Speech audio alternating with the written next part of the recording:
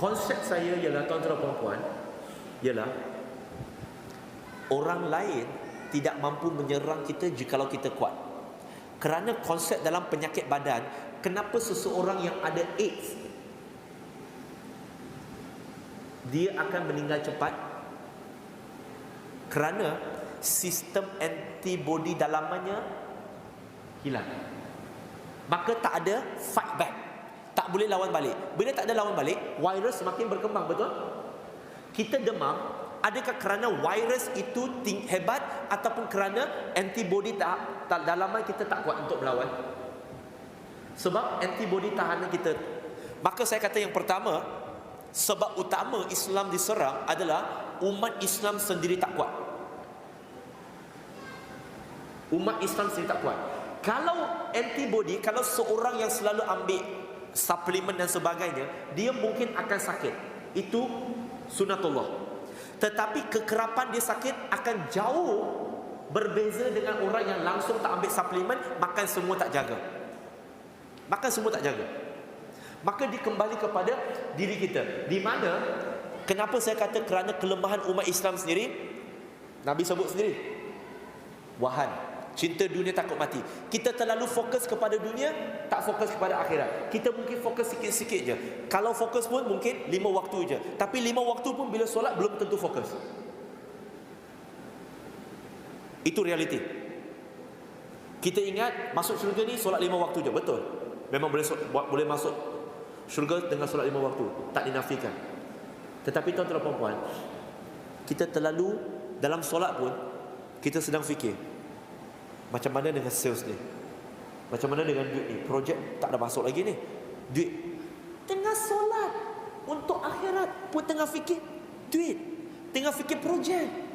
Subhanallah. Kerana hari ini umat Islam penampilannya Islamik, Masya Allah. Saya pernah ditanya oleh seorang pemandu Grab. Dia tanya saya, bro, sekarang Islam ni nampak gaya kat Malaysia ni lebih baik kan? Lebih baik kan? Semakin banyak kuliah kan? Saya kata Alhamdulillah semakin banyak kuliah. Maksudnya Islam kat Malaysia semakin baik kan? Saya kata yang itu subjektif. Dia kata kenapa? Bukankah semakin banyak kuliah itu maksudnya semakin baik? Saya kata tak. Kerana ini pandangan saya. Saya kata jikalau semakin banyak kuliah, tetapi kuliah yang dihadiri dan kuliah yang diadakan tidak nampak peningkatannya dalam bentuk kualiti dan adab dan akhlak orang Islam, maksudnya kuliah yang banyak tu pun tak ada manfaat. Seperti mana seorang pelajar yang dapat tempat tercorot, lepas dia dah dapat tempat tercorot, setiap hari pergi kelas tambahan. Dulu terlangsung 1 pun tak ada, sekarang 1 hari 3 kelas tambahan. Sepatutnya jadi lebih pandai kan? Tapi tetap tempat tercorot. Bagus tak? Banyak kelas? Tak bagus. Maksudnya kelas tadi tu tak bagus untuk dia.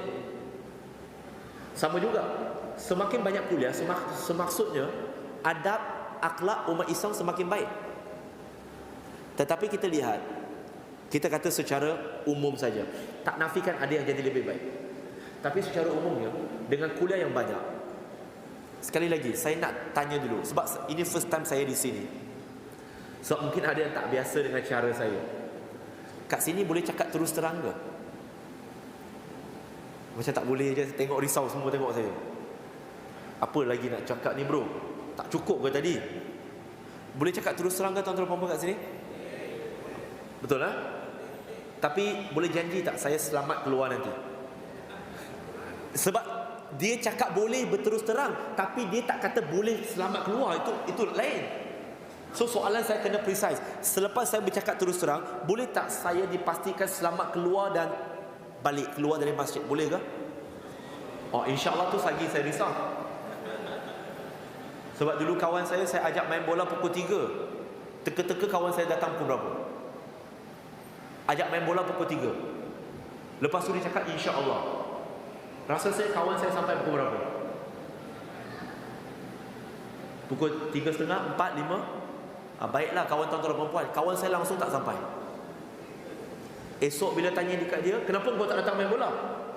Aku dah cakap dengan kau, insya-Allah. Waktu tu saya belum Islam.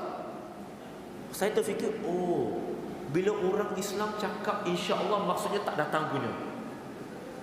So tadi yang tuan-tuan dan puan-puan cakap insya-Allah tu memang insya-Allah Islamik Okey. Kita makin banyak kuliah. Ini mungkin saya tak suka bawa pendekatan sentap, tak. Tapi kadang-kadang bila dalam lembut saya bercakap, dia tersentak begitu. Kita dah hadir berapa? Jangan ambil angkat tangan tuan-tuan dan puan-puan. Saya cakap ni untuk kesedaran diri kita.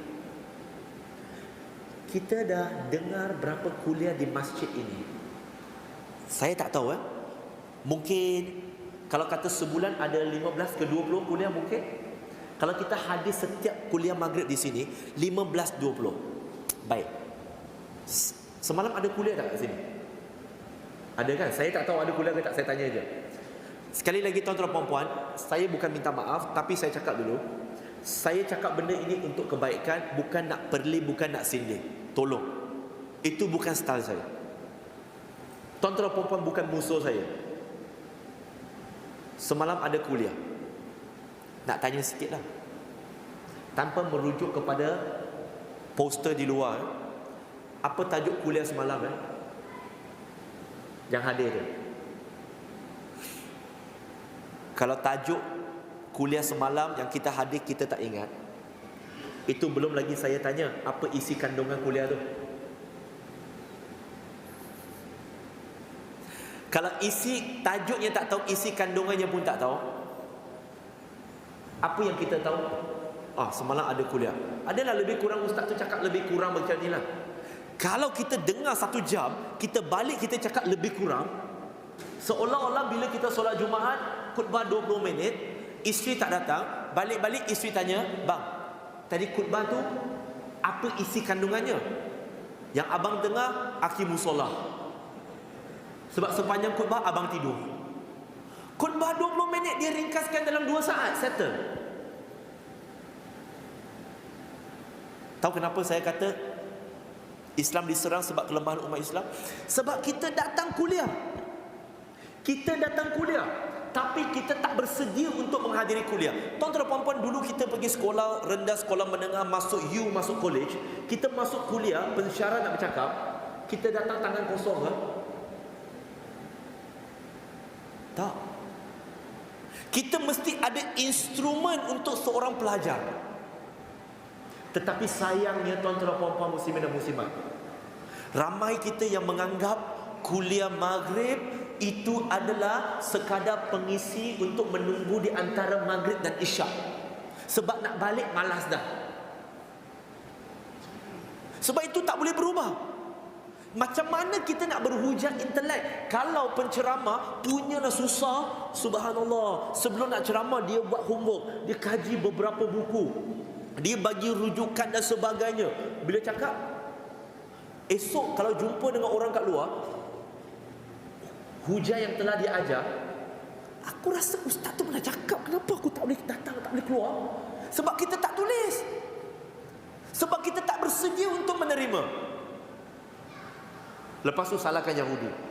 Tuan-tuan dan puan-puan muslimin dan muslimat, sedar Yahudi ni berapa ramai? 8 juta je lebih kurang. 8 juta. Orang Malaysia 31 juta. Takkanlah 8 juta boleh menang dengan 31 juta. Belum lagi 1.7 bilion. Tapi kita kata hari ini Yahudi menguasai dunia. Kerana dia ramai ke? Bukan. Kerana mereka pakai otak. Kita datang kuliah, ambil entah tak entah. Kita relax je. Saya tegas tuan-tuan dan puan-puan sebab kalau tuan-tuan dan puan-puan, ini bukan sesi saya nak lempaskan kemarahan pada tuan-tuan dan puan-puan tau. Bukan. Dan saya selalu cakap terus terang, sebab saya tak risau saya jemput lagi ke tak. Sebab tadi saya dah sebut, saya berdakwah bukan nak cari makan, saya berdakwah nak cari redha Allah Subhanahu Wa Taala. Jikalau kita sebagai ibu bapa, nenek, atuk, kita datang ke masjid dan surau nak dengar kuliah, sambil kita pun bawa anak dan cucu kita datang sekali, Lepas tu anak dan cucu kita tengok atuk, nenek, ayah, ibu datang dengan kuliah, tak bawa buku, tak catat. Lepas tu bila kita hantar anak dan cucu pergi sekolah, ada bawa buku tak kertas, nanti cikgu nak tulis ada tak. Lepas tu anak cucu kita jawab, alah atuk pergi kuliah pun tak bawa. Masa tu terasa. Sebab itu tak boleh nak berubah jikalau kita tak ubah sikap kita, tuan-tuan dan puan-puan. Sikap kita dalam mencari ilmu. Kalau kita nak ilmu, be one. Kalau tuan-tuan dan puan-puan setakat demonstrasi, buatlah 100 kali lagi demonstrasi, okey je. Akan mengubah apa-apa tak? Tak mengubah. Kita kata Yahudi ini, Yahudi itu, tapi kita pakai Waze juga, Yahudi punya. Pakai Facebook, Yahudi punya. Teknologi umat Islam mana? Kita sepatutnya jadi pelopor, tuan-tuan dan puan-puan, bukan setakat consumer. We should be the inventor, creator. Cukuplah setakat untuk umat Islam. Sebab nanti orang kata, nyampahlah bro ni, datanglah cakap kita orang. Tapi saya cakap tuan-tuan dan puan-puan sebab saya sayang, itu je.